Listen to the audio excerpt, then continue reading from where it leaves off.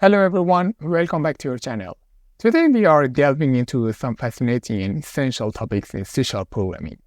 We will talk about parallel programming, async, await, and cancellation token. These concepts are crucial for writing efficient, responsive, and user-friendly applications.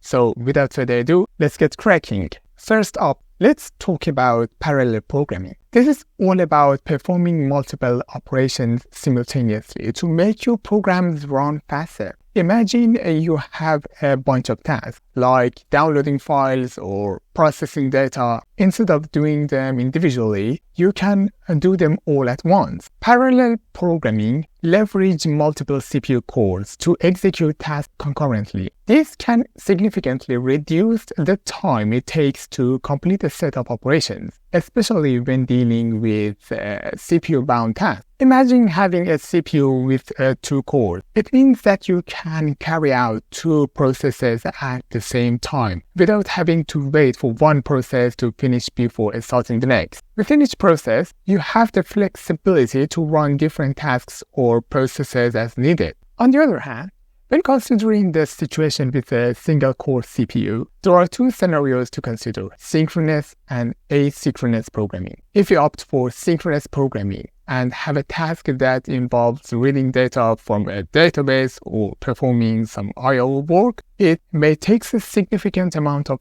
time to get completed. In this case, if there is another process that needs to be executed, it will have to wait for the previous process to get finished, which is not good, is it? Synchronous programming refers to a type of programming where the application becomes unresponsive while waiting for an process to get completed. On the other hand, in asynchronous programming, when a process is waiting, it releases the thread, allowing a new process to start working. When the original process receives a response, it can then continue its work. In this example, I will demonstrate how to use asynchronous programming in C#.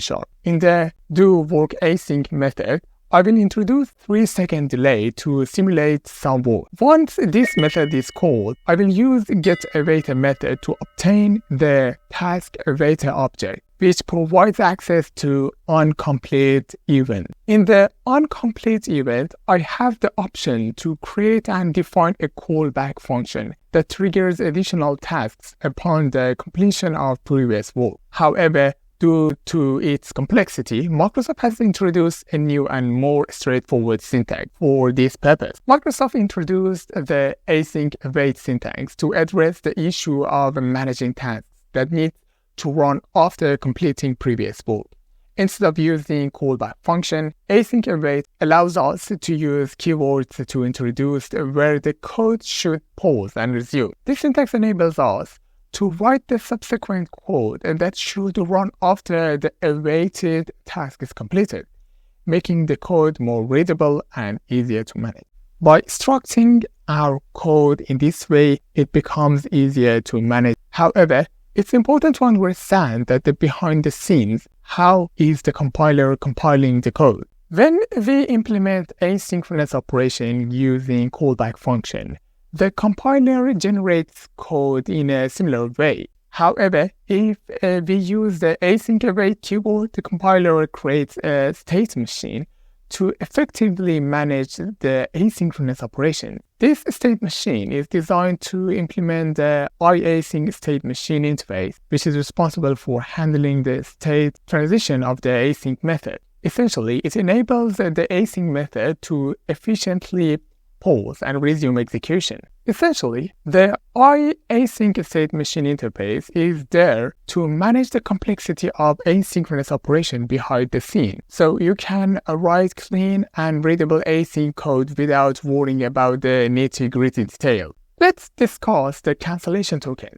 Imagine I have a long-running process with tasks T1, which do some database tasks, T2 I/O tasks, and T3 logging tasks. When a user sends a request to the server calls this long-running process, and all these tasks start running one after the other. If the user cancels the request by closing the browser or taking any similar action, the server may not be notified of the cancellation, As a result, the server might continue running tasks unnecessarily, which is inefficient and leads to a waste of resource. To address this issue, it's essential to utilize a read-only cancellation token.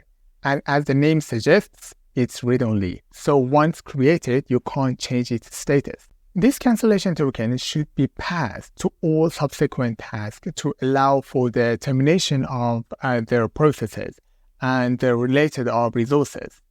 And each task receives the cancellation token, it will be able to bring its operation to a halt.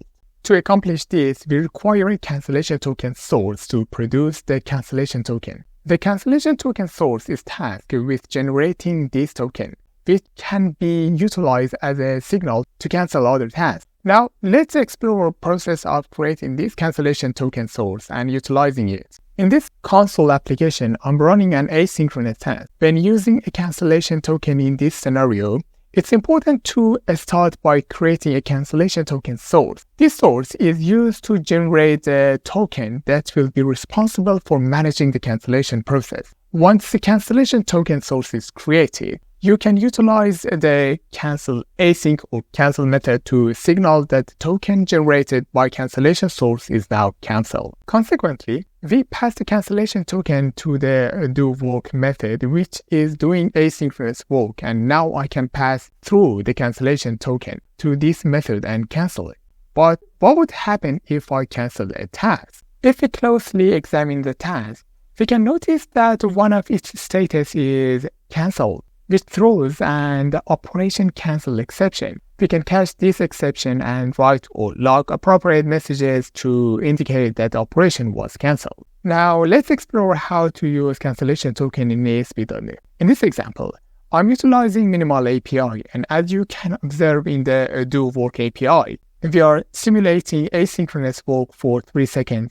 I will run the application to see how it works when I call this API using Postman. The function simply returns a status code of 200 and prints work is done in the console after a 3 seconds delay. Now let's consider what would happen if a request was sent but instantly cancelled.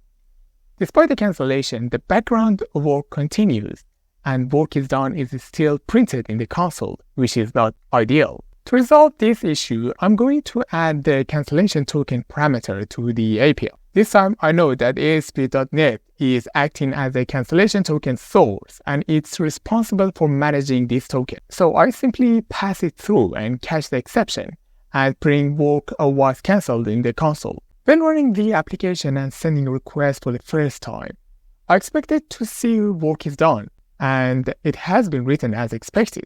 However, for the next request, I will cancel it as soon as I send the request. As expected, I can see work was cancelled message, which means that the work has been terminated. This is efficiently ensured that we are not wasting resources when they are not needed. And that's a wrap. We covered parallel programming, async await, and cancellation token in C#.